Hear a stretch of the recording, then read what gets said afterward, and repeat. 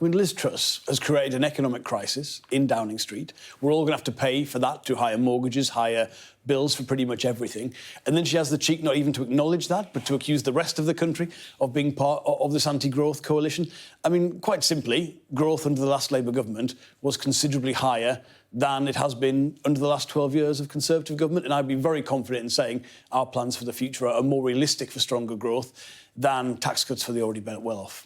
If you're keen to try and get higher growth, as Labour says it is, do you need to look at two policies that the Conservatives are famously a little bit nervous about: higher immigration and looser planning regulation? Look, the core for us is the fact that this country has the lowest rate of business investment in the G7. So how do you drive that up? Well, you've got to get past the kind of chaos, economic instability you've had under the last 12 years of Conservative government. So I would say the main thing is that long-term policy framework, a modern industrial strategy, institutions that people have confidence in, so they know it's not going to change one business second to the next. I was asking about two specific policies: immigration, planning reform, and I'm not clear what it is specifically you're talking about in your answer, other than, long-term strategies and. Well, it's about business investment is the core of this country's poor economic performance for the last 12 years. Those two things, that they play some role, but unless you're attracting long-term investment to the UK, businesses having the confidence to invest, you're not going to see a change to that. And nothing I see in the Conservative proposals put forward so far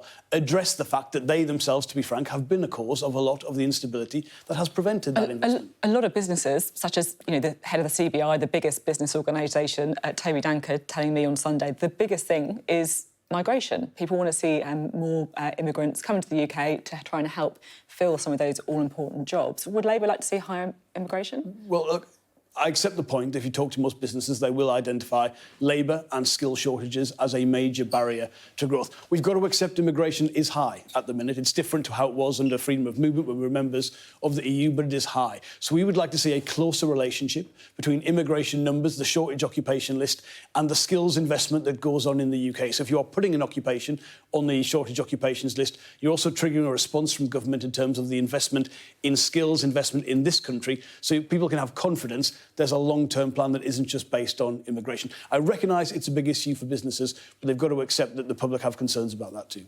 So do you say that immigration is high? Do you think it's too high?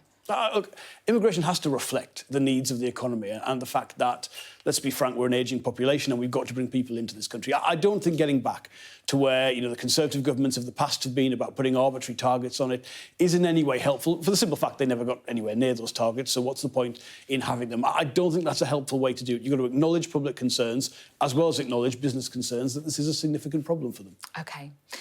Now, we're back in London now. We're here in Westminster. I've been to both Labour and the Conservative conference. I have to say there was a pretty clear difference in atmosphere at both.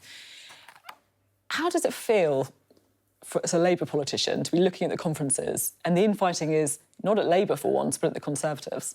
Well, look, I'm obviously pleased to see Labour doing well. I want us to be leading in the opinion polls. But look, we've had to earn that. We've had to recognise the defeat in 2019, have a leader in Keir Starmer who's moved the party on and listened, frankly, to where people weren't willing to support Labour in the past. So, look, we're doing what we can and going to continue doing what we can to continue to build and earn that trust. It is true. I mean, you look at Conservative conference, it looks chaotic. It looks like there's no kind of internal discipline or consistent approach to any issue. But look, that is set from the top. It comes from Liz Truss, it comes from Kwasi Kwarteng. And I think, to be honest, until they are willing to acknowledge the scale of the economic crisis they created with that mini budget and what it means for every household, every family in this country. They didn't create the whole economic crisis, though, did they? Come on. I mean, look at inflation rates globally, look at the war in Ukraine, look at, what's happening with energy. Those are factors, but look at government borrowing. I mean, what they created with that mini budget on Friday was an increase in government borrowing costs so historically unprecedented. It took a substantial intervention from the Bank of England to save the defined benefit pension industry in the UK. These are not small things. I mean, look at where, if you want to get a new mortgage, if you're remortgaging or buying a property right now, look at the best fixed-term rate you will get. It's around 6%. These are real significant changes that come not just from individual policy decisions that were made, but from people looking at this government and saying this is a government that we can't trust. We can't trust them to have faith and respect for the institutions that we base our economic policy making on in this country. And once you've lost that confidence, it's very, very hard to get back. And neither Liz Truss or Kwasi Kwarteng, in my view, will ever get that confidence back. You say that neither Liz Truss or Kwasi Kwarteng, in your view, will get the economic confidence back. Conservative MPs famously ruthless in getting rid of leaders. Do you think you'll be facing Liz Truss at the next election? Well, look, it's clearly been a disastrous start, but she's responsible for that. She will have to own that. I would genuinely say, now, you expect me to want a general election because I'm in opposition and I'd like to replace the government. Political instability does have a corresponding effect on economic instability. And if the Conservative Party thinks it can change its leader again so soon without a corresponding impact of that on people's lives, on their incomes, again on their mortgages, well, they've got to acknowledge they would have that. So the genuine, soundest, safest thing for this country would be a general election and a chance to replace the Conservative Party in government entirely.